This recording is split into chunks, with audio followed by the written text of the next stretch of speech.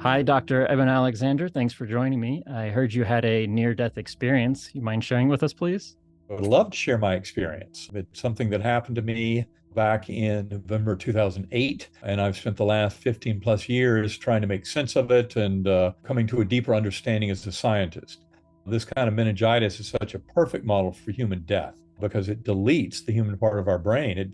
In fact, there's a medical case report on my medical records that came out September 2018 in the Journal of Nervous and Mental Diseases, which goes a long way to help strengthen my story. It was written by three doctors who were not involved in my care, but were absolutely fascinated by my recovery. And they make two major points in that paper. One is that it was a complete global infection of my brain, that there were no parts of the neocortex left unscathed. Basically, it says my brain could not have had a dream or hallucination. And yet, what I did go through was the most profound, detailed, memorable, life changing, and transformative set of events that I could possibly imagine. And they all happened while my brain was demonstrably offline. The other key lesson of that case report is that you have to also explain my recovery. When the peer review editors read the case report, they said, "This is absurd. You don't have people this sick from bacterial meningitis who then end up making a full recovery. How do you explain it?"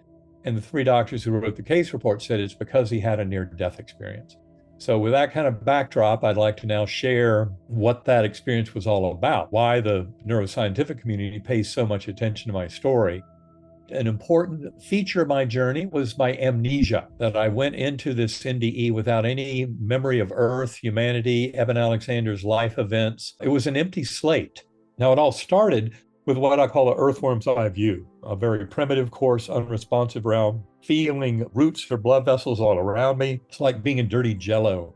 It seemed to go for ages, that initial phase. The good news is it didn't last forever. There came a slowly spinning white light that came packaged with a perfect musical melody. It had fine silvery and golden tendrils going off into the edges. And as it was slowly spinning and came towards me, it opened up like a rip and led up into this brilliant ultra-real gateway valley. This is where I would stress for people that might think that a near-death experience would be kind of vague and dreamy and murky. This world, this material world, is vague and dreamy and murky compared to that reality. It was sharp and crystal clear and just really beautiful beyond description. I was a speck of awareness on a butterfly wing. There were millions of other butterflies looping and spiraling in vast formations. And we were above this incredibly verdant, fertile meadow surrounded by this lush forest. And the forest and meadows had these waterfalls and the crystal blue pools. There were thousands of beings dancing in this meadow, incredible joy and festivity. And I remember very vividly dogs jumping, children playing, and all this festivity was being fueled above because these swooping orbs of pure kind of oval spiritual beings that when I came back to this world, I called them angelic choirs. And these swooping angelic choirs were emanating chants, anthems, hymns that would just thunder through my awareness. It was a spiritual home that was very welcoming. Now, another thing about that Gateway Valley, I wasn't alone. There was a beautiful young woman. Doesn't get better than that.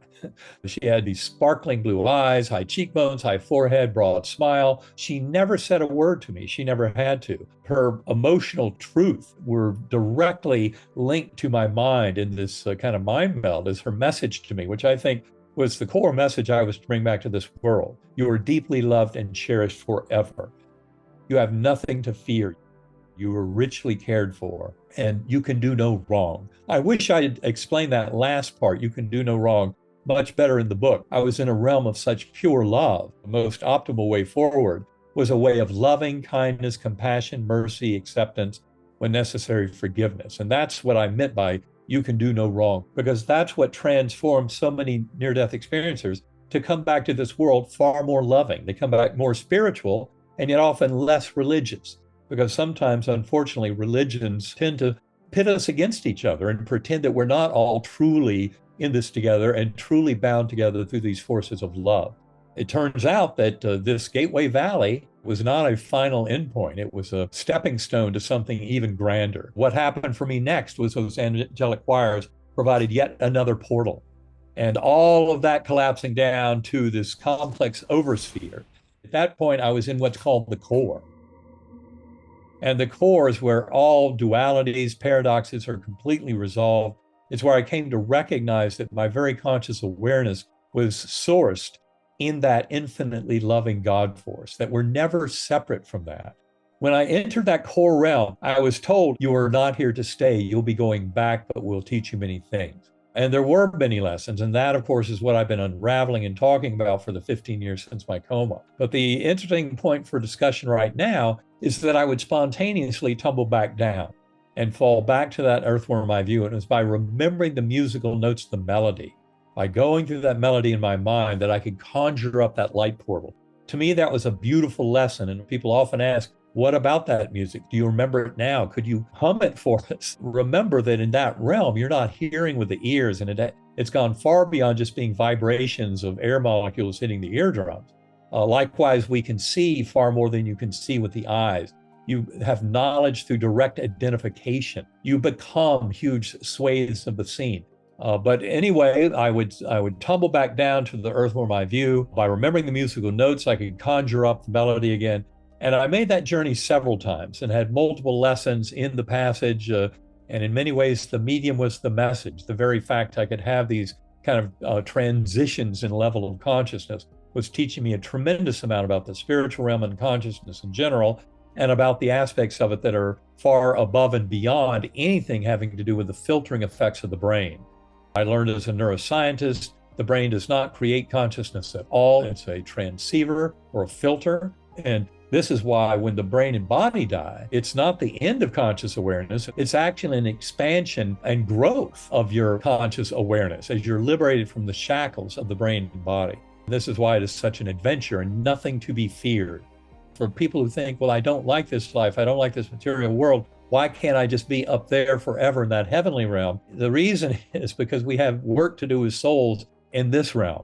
The goal is not to end up spending forever in that heavenly realm. I mean, that eternal perfection doesn't contribute to the growth of the one mind. Now, there did come a time, of course, where the melody didn't work. It no longer conjured up that beautiful light portal. To say I was sad at that time would be a bit of an understatement, but I also knew I could trust that I would be taken care of. I'd gotten that assurance every time I passed through the core, through my guardian angel, that I was deeply loved and cherished. Every bit of that was now part of my understanding. And this is where I then witnessed thousands of beings going off around me into the distance, heads bowed, this murmuring energy coming up to me.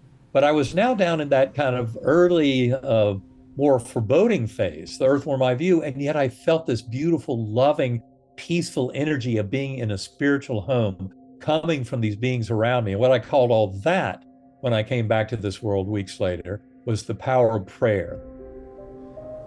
All these people with heads bowed, some holding candles, arms up in front of them, and that murmuring energy, even though I couldn't understand any of the words because of my amnesia, I could certainly appreciate this beautiful feeling of love and connection that was coming from that process.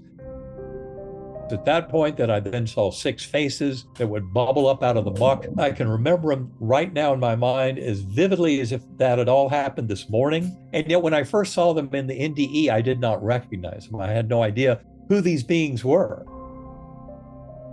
But they were important because in the hours later, as I was waking up and things were coming back to me, they turned out to be people. 5 of the 6 were physically present in the ICU room the last 24 hours I was in coma.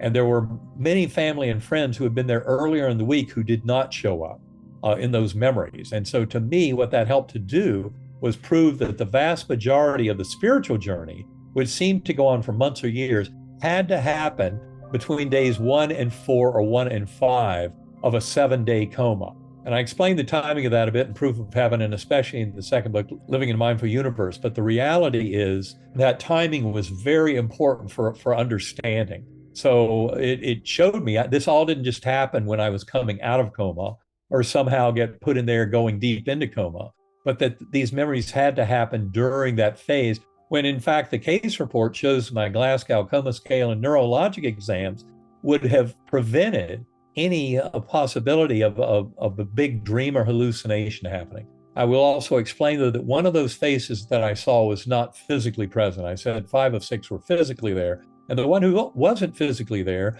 was an old friend of mine from college, actually. We'd met in 1972 in freshman English at UNC Chapel Hill. And then we lost track of each other. But my family knew that she had helped people who were in coma and other illnesses through channeling.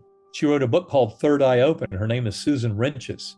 And I remember she was as present to me as anyone else who appeared as those final six faces. And when I woke up, and in the first hours and day or so, as my memories of who these people were was coming back to me, and I could finally identify my family members, I said, well, what about, and Susan, she was here. And they said, no, well, she was never physically there, that she channeled to me nights 4 and 5 of coma due to their request that she help me come back from this coma. And I remembered her as if she had been there physically. She, to me, was, just like everybody else. And of course, I knew by that point that in the spiritual realm, space and time are no longer impediments to communication between souls and spirits. And now it was the sixth face, though, that drove me back to this world. A 10-year-old boy. It was my son, Bond, and I didn't recognize him when I saw him. The doctors had held a family conference where they said I'd gone from a 10% chance of survival down to a 2% chance, but with no chance of recovery. That's why they were recommending stopping the antibiotics, letting nature take its course, letting me go. And of course, they protected Bond from the worst news during that week. And when he overheard this, he knew things were much worse than he'd been told. He came running down the hallway, pulled open my eyelids, one eye looking over there, one over there, neither pupil working. Anybody in medicine knows that's a horrible picture. And I'm certain I didn't see him with my eyes or hear him with my ears because my brain and sensory systems and all that were far too damaged by the meningitis. But somehow his pleading with me got through to me. Daddy, you're going to be okay. Daddy, you're going to be okay. As if somehow that would make it so. And I didn't understand the words, didn't recognize him. But oh my gosh, now everything mattered. I'd spent this whole journey with the amnesia kind of giving me this little blanket of comfort that it could all continue or cease, did not matter.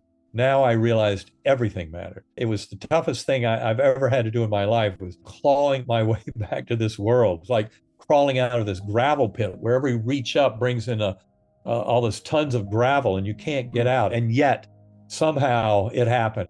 When I did start waking up in that ICU bed, struggling against the ventilator, and finally they pulled the tube out, I went, thank you. So I don't remember a lot of what happened in the next day and a half, but my sister Phyllis reminded me that I was sitting on the bed there, and she said it was the most amazing thing because they thought I was going to die and never come back. Then they saw me coming back, wondering what's this going to look like, and said that literally within minutes, I was just sitting there on the bed and I would look at each and every person surrounding me and I'd say, don't worry, all is well.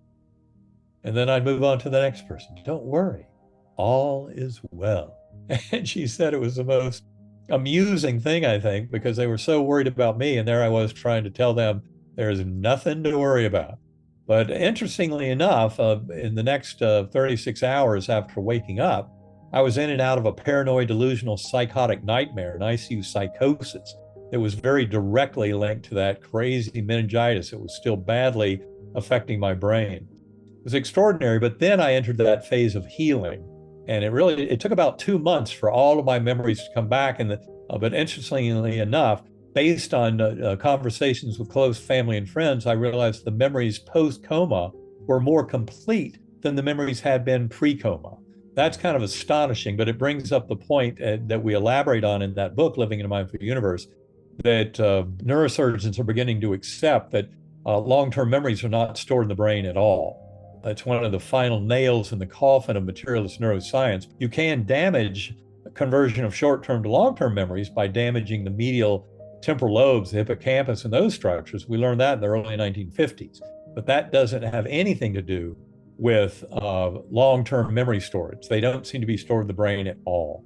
I've spent the 15 years since my coma working with scientists around the world, coming to a deeper understanding of this. And what I can tell you now, there's a tremendous revolution going on in the scientific community, acknowledging the reality not only of near-death experiences, but a tremendous body of evidence supporting shared death experiences, telepathy, remote viewing. All of these things figure into a much bigger model of consciousness. Well, anybody wants to get to know this revolution, read Living in a Mindful Universe, and you will certainly get an idea where this is all headed.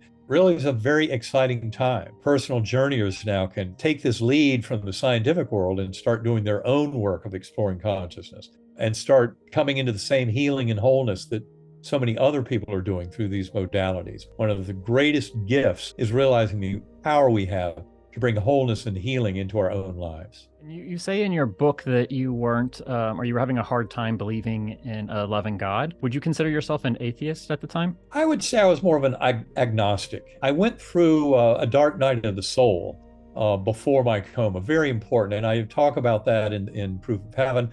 I quit saying prayers with my sons. I quit taking them to church.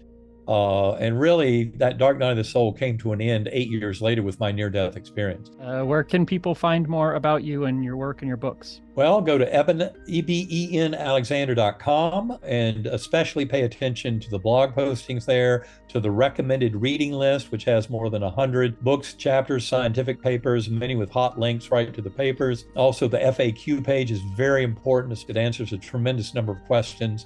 Also, I would encourage people to go to sacredacoustics.com. There's a free 20-minute download. And the training videos are very instructive. And the final main site I'd recommend is innersanctumcenter.com. That's INNER sanctumcenter.com. We realized there were many kind of thought leaders around the world, scientific experts on consciousness and other experiencers that we would not be seeing now because of the pandemic and all of our travel was canceled. But we started every 2 weeks interviewing these people, these luminaries that we would have been on stage with. And those interviews are all available for free at innersanctumcenter.com. Hey, thank you for watching. If you want to know what video to watch next, I would suggest this one. This seems like a really good video for you to watch right now. Yeah, that seems like a good one. Oh, you could subscribe. You could do that too. Subscribe or watch this video. Up to you. Bye-bye.